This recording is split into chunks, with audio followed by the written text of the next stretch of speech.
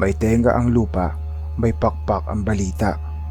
Lalo na at usap-usapan na naman ang pag-imbulog ng tiktik sa masukal na bayan ni Laminda.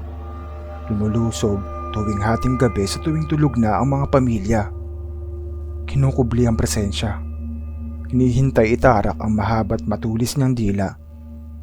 Ngunit panatag si Minda sapagkat isang albularyo ang tito niyang si Pido. Nilalapitan ng buong bayan upang hingan ng tulong sa pagpuksa ng nilalang.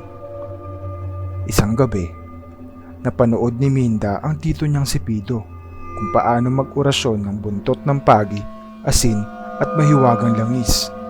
Nabalita niya ay nakapagpapaantok sa mga tiktik.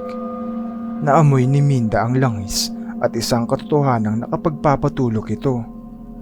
Nawalan ng malay si Minda. Nagising na lang siya sa kwarto niyang dinig ang umaalingaw-ngaw na ingay palayo sa bubungan.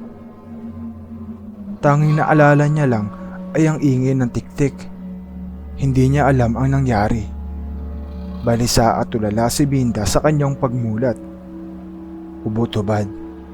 Nagkalat ang dugo sa igaan. Wala na ang kanyang tito Pido. Masakit din ang pantog ni Minda. Sa isip-isip ni Minda, marahil tuluyan ng natangay ng tiktik ang tito niya. Umugong ang balita sa buong bayan. Hindi buntis ang inaatake ng tiktik, bagkus mga batang babae.